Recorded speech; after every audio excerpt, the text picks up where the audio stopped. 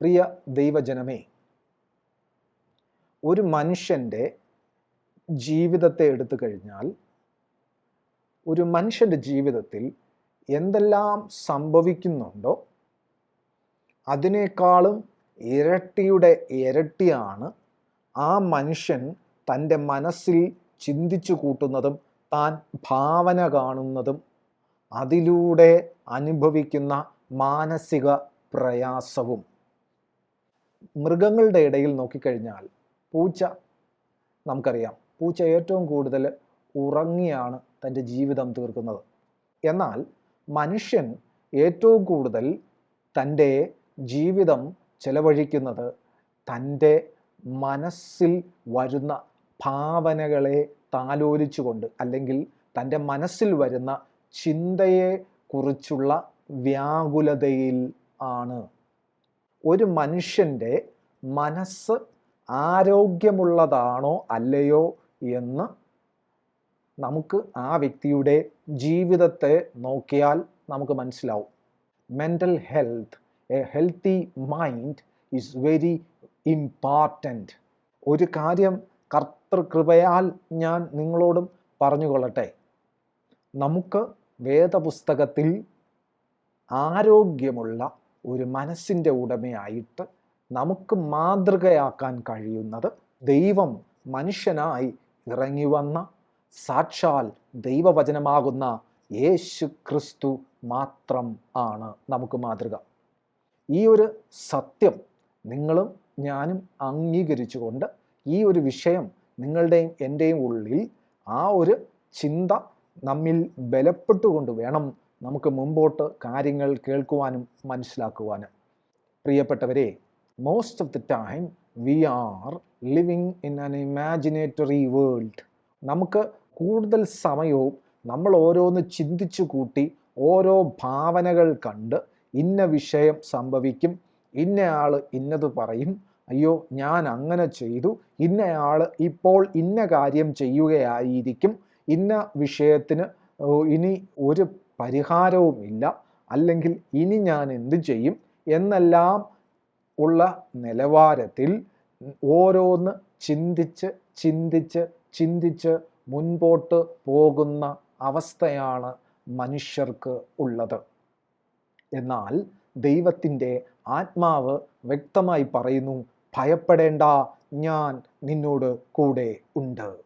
നമ്മുടെ മനസ്സിൻ്റെ ഏറ്റവും വലിയ ഒരു വഞ്ചന എന്ത് എന്ന് വെച്ച് കഴിഞ്ഞാൽ, നമ്മുടെ മനസ്സ് നമ്മിൽ വരുന്ന ഓരോ ഇമാജിനേഷനും നമ്മിൽ വരുന്ന ഓരോ ഭാവനകളും നാം മനസ്സിൽ ഓരോന്ന് ചിന്തിച്ചു കൂട്ടുന്ന ഓരോ ചിന്തയും നമ്മെ ഭയമുള്ളവരാക്കി മാറ്റിക്കൊണ്ടേയിരിക്കും. അല്ല എങ്കിൽ നമ്മെ പാപത്തിലേക്ക് നടത്തിക്കൊണ്ടേയിരിക്കും. ചില സന്ദർഭങ്ങളിൽ നമ്മുടെ മനസ്സ് കഴിഞ്ഞുപോയ കാര്യങ്ങളെ നമ്മുടെ മനസ്സിലേക്ക് കൊണ്ടുവരും. കഴിഞ്ഞുപോയ കാര്യങ്ങളെ നമ്മുടെ മനസ്സിലേക്ക് കൊണ്ടുവന്നിട്ട് അതിനെ ഒന്നും കൂടെ ഒന്ന് റീഇനാക്ട് ചെയ്യാനായിട്ട് നമ്മുടെ മനസ്സിൽ ഒരു പ്രേരണ തരും.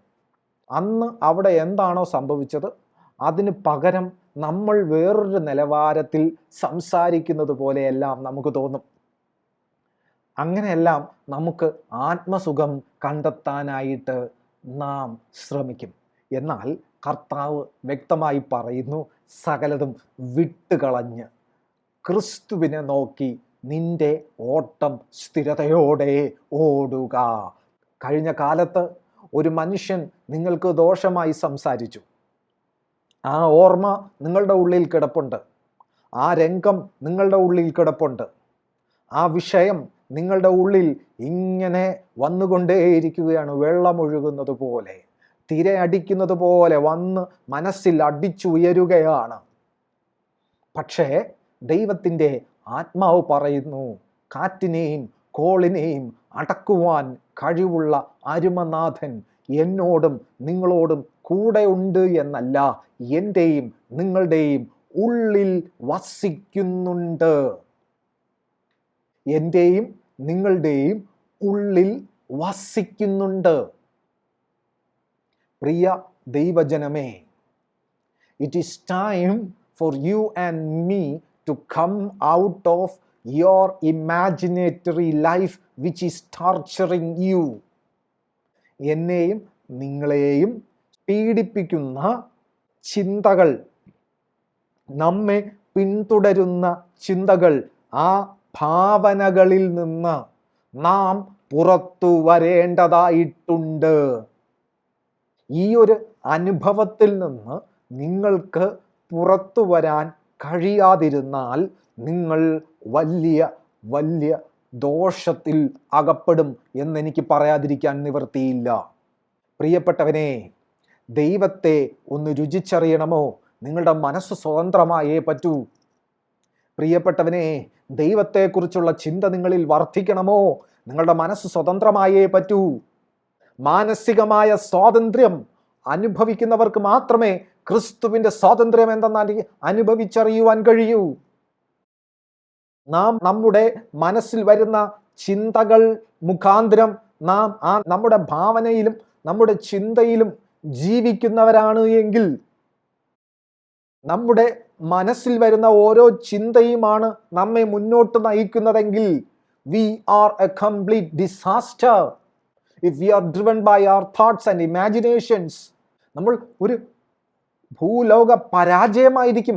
നമ്മുടെ ഭാവനയും നമ്മുടെ ചിന്തയും നമ്മുടെ ഉള്ളിൽ വരുന്ന ഓരോരോ വിഷയങ്ങളുമാണ് നമ്മെ നയിക്കുന്നതെങ്കിൽ നാം തോറ്റുപോകും.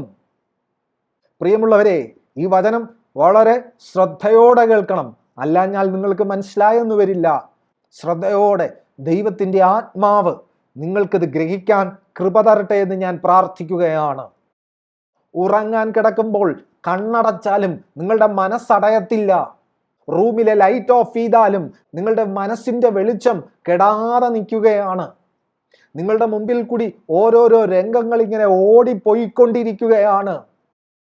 ചിലതെല്ലാം ഒരു വേട്ടപ്പട്ടി പുറകെ നിങ്ങളെ ഓടിച്ച് നിങ്ങളെ നശിപ്പിക്കാൻ, ഒരു സിംഹം നിങ്ങളെ ഓടിച്ച് കൊല്ലുവാൻ വരുന്നത് പോലുള്ള അനുഭവം പോലെ നിങ്ങളെ പിന്തുടർന്നു കൊണ്ടിരിക്കുകയാണ്. ചില വിഷയങ്ങൾ നിങ്ങളുടെ ശരീരത്തെ തന്നെ അങ്ങ് ക്ഷീണിപ്പിച്ചു കളയുകയാണ്, തളർത്തിക്കളയുകയാണ്. നല്ലൊരു ശതമാനം സമയത്തും ജീവിക്കണമെന്ന ആഗ്രഹം പോലും കുറഞ്ഞു പോവുകയാണ്. ഈ ജീവിതം എത്രയും പെട്ടെന്ന് അവസാനിക്കട്ടെ എന്നുള്ള ചിന്തയിലേക്ക് പോവുകയാണ്. അരുത്, ജീവിതം എത്രയും പെട്ടെന്ന് അവസാനിക്കട്ടെ എന്ന് ഒരിക്കലും ഒരു ദൈവ പൈതൽ ചിന്തിക്കരുത്. അത് പാപമാണ്. താങ്കൾക്ക് എത്ര വയസ്സായാലും ശരി, ജീവിതം എത്രയും പെട്ടെന്ന് അവസാനിക്കട്ടെ എന്ന് ചിന്തിക്കരുത്. കാരണം എന്തെന്നറിയാമോ? താങ്കൾക്ക് വേണ്ടി, എനിക്ക് വേണ്ടി സ്വന്തം ജീവനെ മറുവിലയായി തന്ന് സ്വന്തം രക്തം കൊണ്ട് നമ്മുടെ പാപക്കറകളെയെല്ലാം കഴുകി മാറ്റി സ്വന്തം ജീവിതം കൊണ്ട് നമ്മെ നീതീകരിച്ച് സ്വന്തം ശരീരത്തിൻ്റെ ഭാഗമാക്കി നമ്മെ വിശുദ്ധീകരിച്ച് നമ്മെ തൻ്റെ ആലയമാക്കി നമ്മിൽ വസിക്കുന്ന ഒരു അരുമനാഥൻ്റെ ആലയമാണ് നാം ദൈവത്തിൻ്റെ ഭാഗമാണ് എന്ന സത്യം മനസ്സിലാക്കി സ്വന്തം ജീവിതത്തെ വെറുക്കരുത്. ഇനി മതി, എന്തിനി ഒരു ജീവിതം എന്ന് ചിന്തിക്കരുത്. It's a sin. അത് പാപമാണ്. എത്ര വലിയ ദോഷകരമായ ചിന്ത നിങ്ങളെ പിന്തുടർന്നാലും മനുഷ്യരാശിയുടെ രക്ഷയാകുന്ന ക്രിസ്തുവിലേക്ക് തൻ്റെ ആത്മാവിൻ്റെ സഹായത്താൽ ഓടുക. ആ അരുമനാഥന്റെ മാർവോട് ചാഞ്ഞിരിക്കുക. ക്രിസ്തുവിൽ തന്നെ വസിക്ക. ഇന്നലെ സംഭവിച്ച പരാജയം, ഇന്ന് സംഭവിച്ച പരാജയം, നാളെ സംഭവിക്കാൻ പോകുന്ന പരാജയം, നാളെ കേൾക്കാൻ പോകുന്ന വേദനയുടെ വാക്കുകൾ, ഇതൊന്നും എൻ്റെയും നിങ്ങളുടെയും ഭാവി തീരുമാനിക്കത്തില്ല. കാരണം ക്രിസ്തു എനിക്കും നിങ്ങൾക്കും വേണ്ടി മരിച്ചു, അടക്കപ്പെട്ടു, ഉയർത്തെഴുന്നേറ്റു. തൻ്റെ ആത്മാവിനെ നമ്മിൽ പകർന്ന് നമ്മെ തൻ്റെ സന്തതിയാക്കി മാറ്റിയിരിക്കുകയാണ്. നാം ദൈവത്തിൻ്റെ ഭാഗമാണ്. We are part of God. ചില ആൾക്കാരുണ്ട്, അവർക്ക് പഴയ കാലത്ത് നടന്ന കാര്യങ്ങൾ ചിന്തിച്ച് ആ പഴയ കാലത്തിൽ ജീവിക്കുന്നവരാ. അവരുടെ ശരീരം മാത്രമേ ഇവിടെയുള്ളൂ. അവരുടെ മനസ്സിന്നും പഴയ വിഷയത്തിൽ നിൽക്കുകയാണ്. നിങ്ങൾ വലിയൊരു അപകടത്തിലാണ്.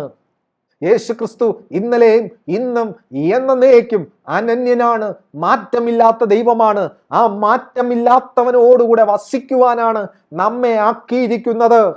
പഴയ കാലത്ത് എന്ത് നടന്നു, പഴയ കാലത്ത് എന്തെനിക്ക് സംഭവിച്ചു എന്നുള്ളത് ചിന്തിച്ച് ആ ചിന്തയിൽ നിൽക്കുന്നത് ശാപമാണ്.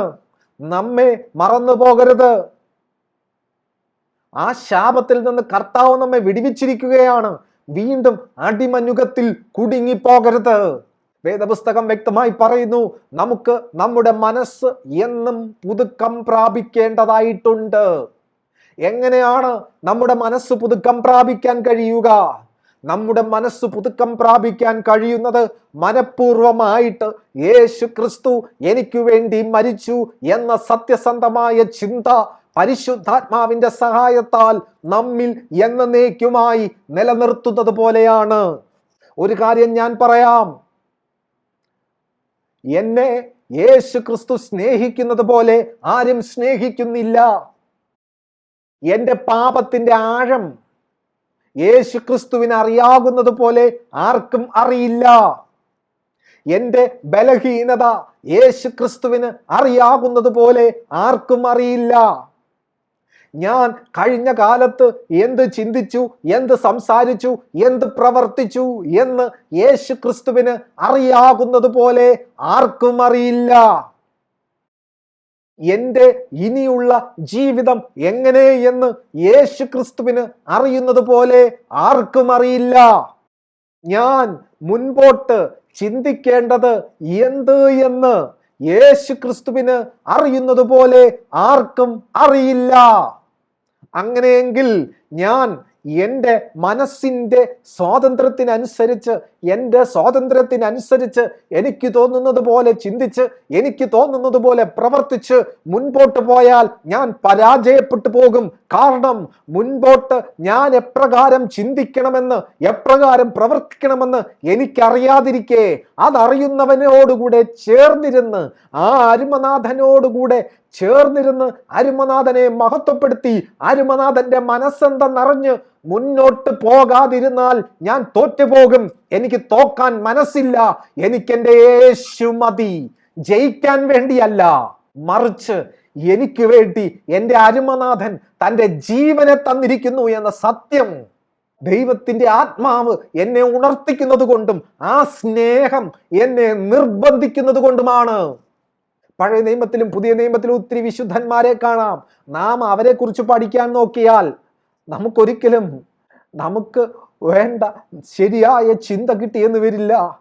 ശരിയായ രീതിയിൽ ചിന്തിക്കുവാൻ, ശരിയായ രീതിയിൽ നിലനിൽക്കുവാൻ, നിത്യജീവനെ മുറുകെ പിടിച്ചുകൊള്ളുവാൻ ക്രിസ്തേശു എന്തെന്ന്, ക്രിസ്തേശുവിന്റെ മനസ്സെന്തെന്ന് അറിയേണ്ടവണ്ണം ക്രിസ്തേശുവിന്റെ ആത്മാവിനാൽ അറിഞ്ഞാൽ മാത്രമേ കഴിയൂ എന്ന സത്യത്തെ ആരും മറന്നു പോകരുത്. പ്രിയപ്പെട്ട ദൈവജനമേ, കർത്താവിന്റെ ആത്മാവാണ് എന്നോടും നിങ്ങളോടും ഇടപെട്ടുകൊണ്ടിരിക്കുന്നത്. എന്തുകൊണ്ട് ദൈവത്തിന്റെ ആത്മാവ് ഈ വിഷയങ്ങൾ ഇടപെടുന്നു? Because God loves you. ഒന്നിനും നിങ്ങളെ ക്രിസ്തുവിൻ സ്നേഹത്തിൽ നിന്ന് വേർപിരിക്കാൻ കഴിയില്ല എന്നത് സത്യമാണ്. പക്ഷേ നിങ്ങളുടെ മനസ്സ് ക്രിസ്തുവിന്റെ മനസ്സിനോടുകൂടെ ചേർന്നിരുന്നില്ല എങ്കിൽ നിങ്ങൾക്കൊരിക്കലും ദൈവത്തിന്റെ സ്നേഹത്തെ അനുഭവിപ്പാൻ കഴിയില്ല.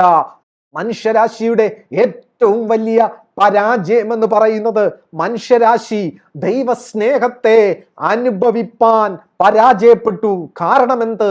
പാപം. എന്നാൽ ഇവിടെ യേശു ക്രിസ്തു നിങ്ങളുടെയും എന്റെയും പാപത്തിന് പരിഹാരമായിരിക്കുകയാണ്. ക്രിസ്തു നമുക്ക് വേണ്ടി നിലനിൽക്കുകയാണ് പാപത്തിന് പരിഹാരമായിട്ട്. ക്രിസ്തുവിനെ അനുഭവിക്കണമോ? ദൈവത്തെ അനുഭവിക്കണമോ?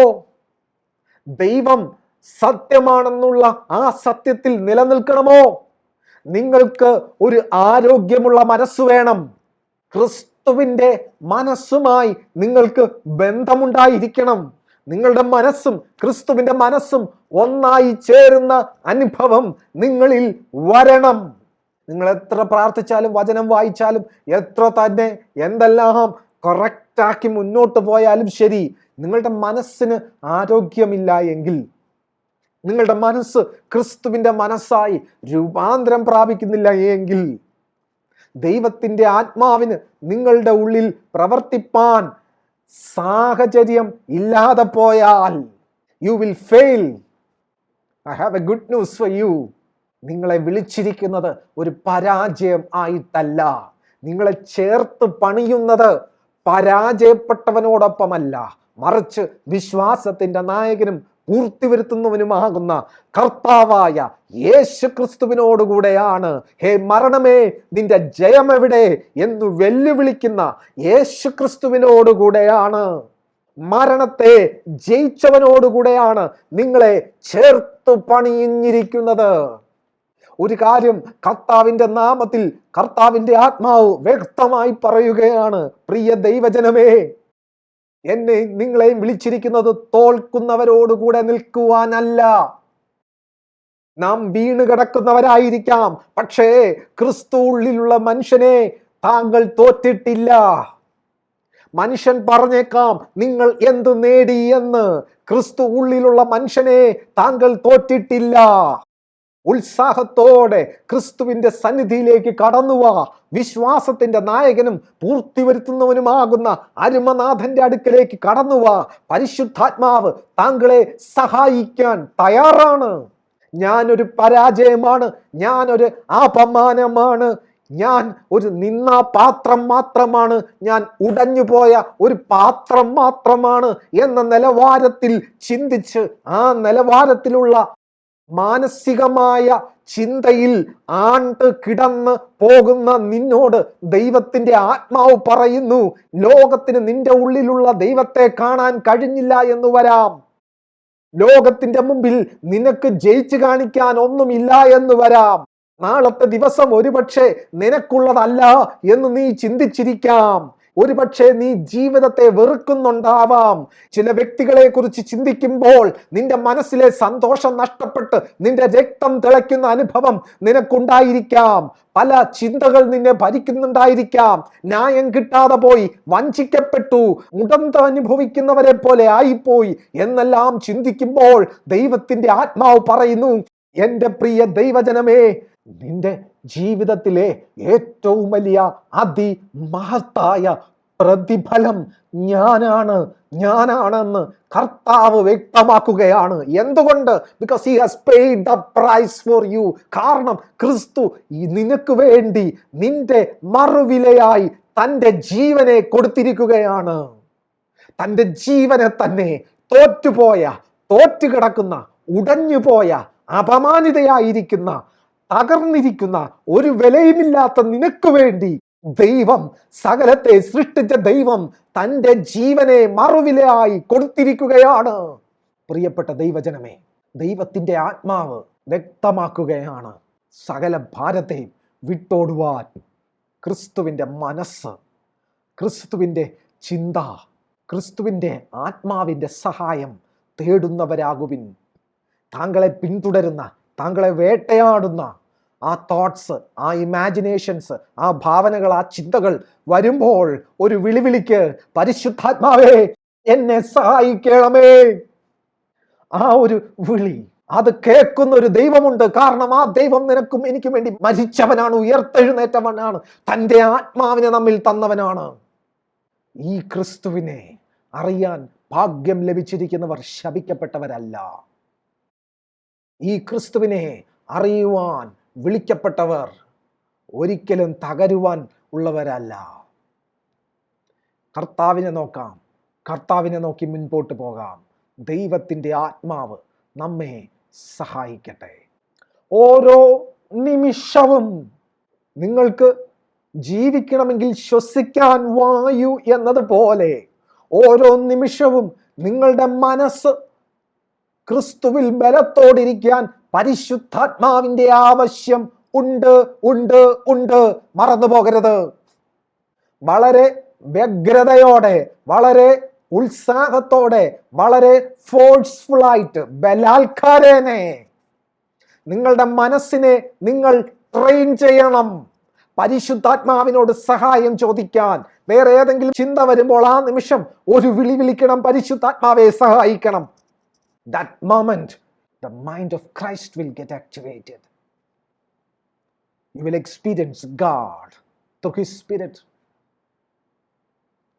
അതിനായിട്ട് ദൈവത്തിൻ്റെ ആത്മാവ് ഇവിടെ ആയിരിക്കുന്ന ഓരോ പ്രിയപ്പെട്ടവരെയും സഹായിക്കട്ടെ. ആമേൻ, ആമേൻ. കർത്താവിൻ്റെ കൃപ ഏവരോടും കൂടെ ഇരിക്കട്ടെ. God bless you.